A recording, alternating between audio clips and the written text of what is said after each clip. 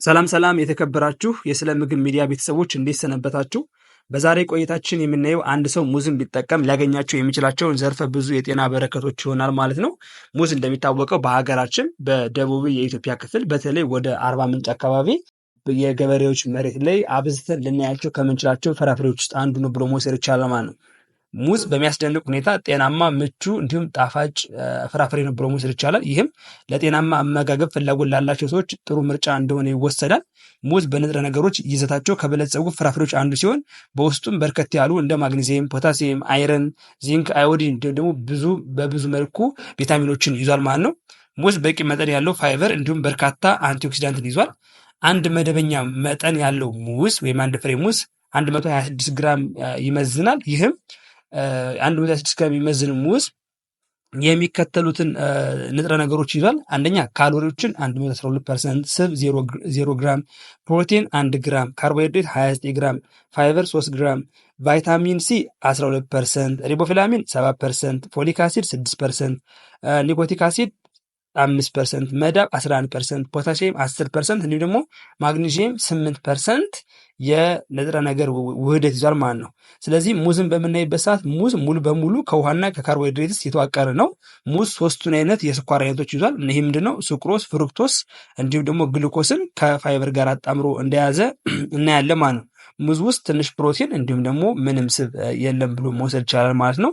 ሌላው ያልበሰለ ብለን የምንጠራው ወይም አረንጓዴ ሙዝ ከበሰለው ሙዝ በፋይበር የተሻለ እንደሆነ እናያለን ማለት ነው።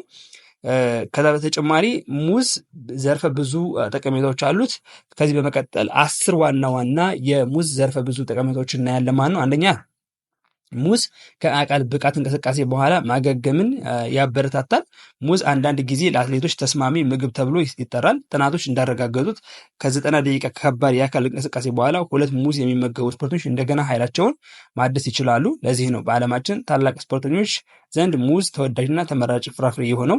ይህ በአብዛኛው በቀላሉ ሊዋሃድ በሚችሉ ካርቦሃይድሬቶች እንዲሁም ደግሞ እንደ ኤሌክትሮላይት በሚሰሩ ማዕድናት፣ ፖታሲየም እንዲሁም ማግኒዚየም ይዘት ምክንያት ነው። በጠንካራ የአካል ብቃት እንቅስቃሴ ወቅት ኤሌክትሮላይቶች በላብ ይታጠባሉ። ከላብ በኋላ የፖታሲየም እንዲሁም ደግሞ የማግኒዚየም ማከማቻዎችን እንደ ሙዝ መሙላት የጡንቻ መኮማተርን እንዲሁም ደግሞ ከአካል ብቃት እንቅስቃሴ ጋር ተያይዞ የሚከሰት ህመምን ይቀንሳል። ነገር ግን ሙዝ በአካል ብቃት እንቅስቃሴ መናድ ወይም ደግሞ የአካል ብቃት እንቅስቃሴ ድህረ ማገገም ላይ ለሚያስከትላቸው ውጤቶች ከዚህም የተሻለ ጥናቶች መደረግ እንዳለባቸው ብዙ ሰዎች ሪኮመንድ አድርገዋል ማለት ነው። ነገር ግን ሙዝ በአካል ብቃት እንቅስቃሴ በፊትም በጊዜውም በኋላም ጥሩ ፍራፍሬ በመሆኑ ልንመገበው ይገባል ማለት ነው። ሁለተኛው የኩላሊት ጤንነትን ሊያሻሽል ይችላል። ፖታሲየም ለጤናማ የኩላሊት ተግባር እንዲሁም የደም ግፊት ለመቆጣጠር በጣም አስፈላጊ ነው። ምርጥ የፖታሲየም ምንጭ እንደመሆኑ መጠን ሙዝ በተለይ የኩላሊት ጤንነትን ለመጠበቅ ረገድ ጠቃሚ ሊሆን ይችላል። በመጀመሪያ ደረጃ ስር የሰደደ የኩላሊት በሽታ ያለባቸው ከ5000 በላይ ሰዎችን ጨምሮ አንድ ጥናት ፖታሲየም የደም ግፊትን ለመቀነስ እንዲሁም ደግሞ የኩላሊት በሽታን ቀስ በቀስ እንዲያሳይ አድርጓል ብሎ መውሰድ ይቻላል ማለት ነው። በሌላ በኩል አንዳንድ የተራቀቀ የኩላሊት በሽታ ያለባቸው ወይም ደግሞ በዲያሊሲስ ላይ ያሉ ሰዎች የፖታሲየምን አወሳሰድን መገደብ አለባቸው። ከነዚህ ምድቦች ውስጥ በአንዱ ውስጥ የወደቁ የፖታሲየም ፍጆታን ከመጨመር በፊት የጤና እንክብካቤ ወይም ደግሞ በአቅራቢያው ያለው የጤና ጣቢያን ማነጋገር ያስፈልጋል ማለት ነው። ሌላው የሶስተኛ ላይ የምናገኘው ምንድነው? የልብ ጤናን ሊደግፍ ይችላል። ፖታሲየም ለልብ ጤንነት በተለይ ደግሞ የደም ግፊትን ለመቆጣጠር ወሳኝ የሆነ ማዕድን ነው። ምንም እንኳን ጠቀሜታ ቢኖረውም ጥቂት ሰዎች በአመጋገብ ውስጥ በቂ ፖታሲየም ያገኛሉ። በተመቸ ሁኔታ ሙዝ ትልቅ የፖታሲየም ምንጭ ነው። መካከለኛ መጠን ያለው ሙዝ ያ ማለት 126 ግራም ከዕለታዊ 10% ይሰጠናል። ፖታሲየም የበለጸገ አመጋገብ የደም ግፊትን ለመቀነስ ይረዳል። በተጨማሪም ቀደም ባሉት ጥናቶች እንዲሁም ደግሞ በእንስሳት ላይ በተደረጉ ጥናቶች መሰረት ብዙ የፖታሲየም የሚወስዱ ሰዎች የልብና የደም ስር በሽታ የመጋለጥ እድላቸው በ27% ይቀንሳል ማለት ነው። ከዚህ በላይ ሙዝ 8% የየቀኑን የማግኒዚየም ዋጋ ይይዛል ወይም 8% ማግኒዚየም ይሰጠናል። ሌላው ለልብ ጤና ጠቃሚ የሆነ ማዕድን ነው። ማግኔዚየም እጥረት ለልብ ህመም፣ ለደም ግፊት እንዲሁም ደግሞ በደም ውስጥ ካለው ከፍተኛ የስብ መጠን መጨመር ጋር ተያይዞ ሊሆን እንደሚችል ይገመታል።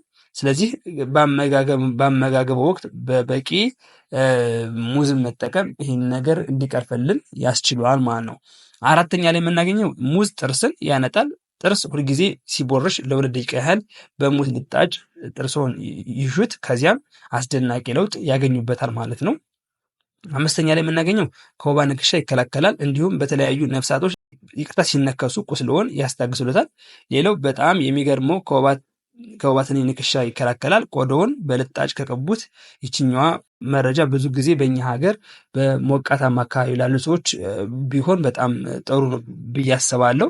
ምክንያቱም ያው ብዙ ጊዜ ወባ ከሞቃታማና እንደዚህ አይነት አካባቢዎች ላይ ስለሚበዛ ማለት ነው። እንዲሁም ደግሞ በነፍሳት የተነከሰ ቦታ ላይ የሙዝ ልጣጩን በማሸት የእብጠቱንና ህመሙን መቀነስ ይቻላል ማለት ነው። ስድስተኛ ላይ ያለው የፊት መሸብሸብ ወይም ደግሞ መጨማደድን ይከላከላል። የቆዳ መሰንጠቅን እንዲሁም ደግሞ አብሮ ይከላከላል ማለት ነው። ሙዝ ከፍተኛ የክሬምና የተፈጥሮ ማር ካላቸው ምግቦች የሚመደብ ሲሆን አንዳንድ ሴቶች የፊት መሸብሸብን ለመከላከል ሲሉ ከሙዝ የተሰሩ የፊት ክሬሞችን በሳምንት ለ3 ጊዜ ያህል ይጠቀማሉ። በተጨማሪም የተጎዳን የሰውነት ቆዳን ያስተካክላል። ሙዝ የተበላሸ ወይም የተጎዳ የፊት ቆዳን በሚያምር አዲስ የፊት ቆዳ የመተካት መታታዊ ኃይል አለው። እንዲሁም ጥሬ ሙዝን ለዚህ አስተዋጽኦ ሊያደርግ ይችላል። ጤናማ የሚያበራ ቆዳ ለቆዳ የመለጠጥ እንዲሁም ደግሞ ጥንካሬ የሚሰጥ ፕሮቲን ኮላጅን ለማምረት አስፈላጊ በሆነው ቫይታሚን ሲ የተሞላ ነው ብሎ መውሰድ ይቻላል ማለት ነው።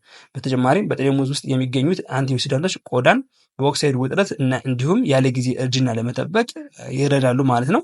ሌላው የሰውነት ቆዳን እያሳከከውትና እየተሰነጠቀ ከተቸገሩ የዚህ ህመም ትልቁ መድኃኒት ምንድነው ብሎ መውሰድ ይቻላል ማለት ነው። ሙዝን መጠቀም። እንደዚህ የሚያደርገው ከሆነ የሙዝ ልጣጩን ምንድነው ማለት በመጠቀም ወይም ደግሞ የሙዝ ልጣጩን ቆዳው ላይ በማሸት መከላከል ይቻላል ማለት ነው። 7ኛ ላይ የምናገኘው በሽታ የመከላከል አቅምን ይጨምራል። ሙዝ የሚመገቡ ሰዎች የተለያዩ ህመሞችን፣ ከባድ ሁኔታዎችን የመከላከል አቅማቸው እጅጉ በጣም ከፍ ያለ እንዲሆን ያደርጉታል ማለት ነው። ጥሬ ሙዝ ጥሩ ቫይታሚን ሲ ምንጭ ነው። ኃይለኛ ጸረ ንጥረ ነገር ይደግፋል። የበሽታ መከላከያ ሲስተም የቫይታሚን ሲ ኢንፌክሽን ለመዋጋት ወሳኝ የሆኑትን ነጭ የደም ሴሎችን ለማምረትም ያበረታታል ማለት ነው። 8ኛ ላይ ክንታሮትን ያድናል። ሙዝ በፖታሲየም የበለጸገ ነው። ይህ ንጥረ ነገር ክንታሮትን የማደን አቅም አለው። ስለዚህ ሙዝን ተፈጥሯዊ ክንታሮት መድኃኒት ሆኖ ያገለግላል ማለት ነው። ሙዝ ሰውነታችን በግጭት ወይም በሌላ ምክንያት ሲያብጥ ወይም ስለት ነገር ሲቆርጠው በውስጡ ፖታሲየም የተባለ ንጥረ ነገር ስላለው ሰውነታችን ለማገገም የሚያደርገውን ሂደት ያግዛል ወይም ያፋጥናል ማለት ነው። 10ኛና መጨረሻ የምናገኘው የምግብ መፈጨት ጤናን ያበረታታል።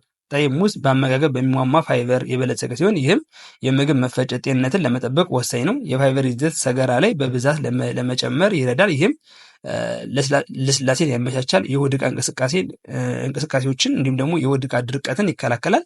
በተጨማሪም ሙዝ በፕሮባዮቲክ ፋይበር ምንጭ ሲሆን በአንጀት ውስጥ ያሉት ጠቃሚ ባክቴሪያዎችን በመመገብ ጤናማ የአንጀት ማይክሮባዮም እንዲኖረው ያደርጋል ማለት ነው። ስለዚህ ሙዝን በመጠቀም ከላይ የጠቀስናቸውን 10 ዋና ዋና የጤና ጥቅሞችን ማግኘት ይችላሉ ብለን እንመክራለን በዛሬ ቆይታችን።